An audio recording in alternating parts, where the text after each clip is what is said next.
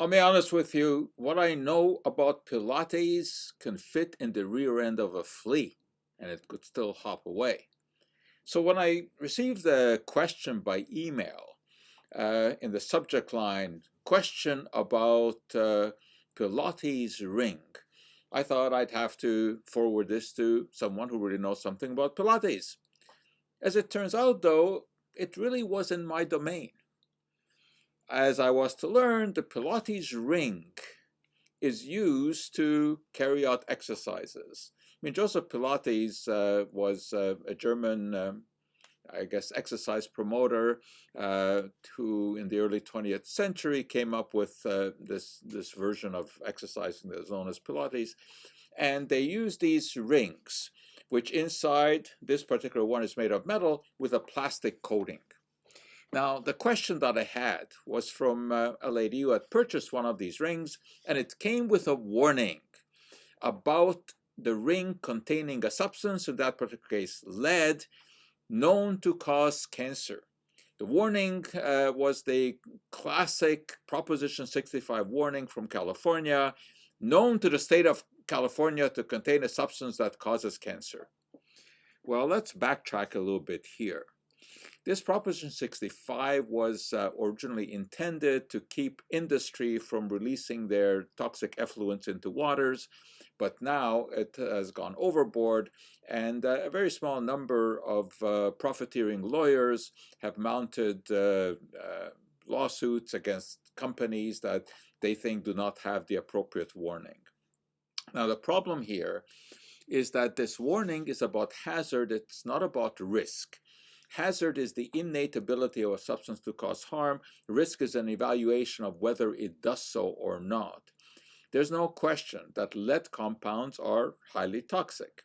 Indeed, the International Agency for Research on Cancer puts them in its category 2A, which is substances that probably can cause cancer in humans. However, it is always a question of the type of exposure and the type of dose.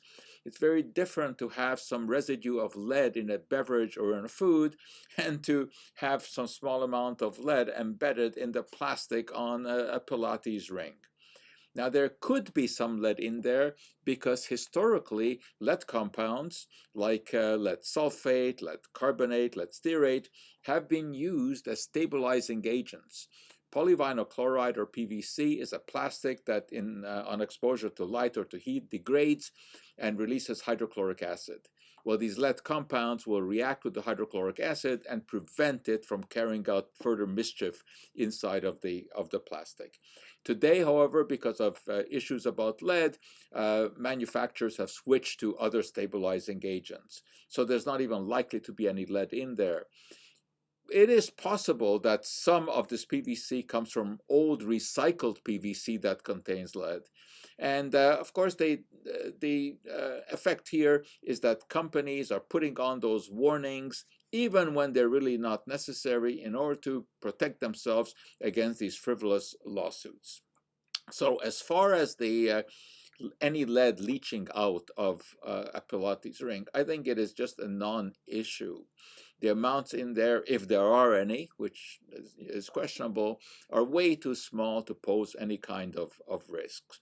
So I would not worry about that particular warning on this or on many, many other commodities, including things like screwdrivers and handbags, which may contain traces of substances that are much higher dose and a different kind of exposure can lead to toxic results. So let's be realistic here.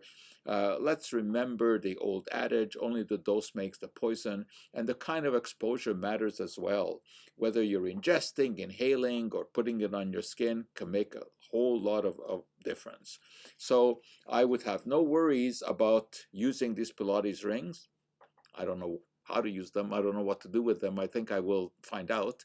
I do have a readily available Pilates instructor living with me, so I will explore this further, but I would have no concern about using such a ring. On the other hand, I don't think it would be a good idea to chew on it for any extended period of time.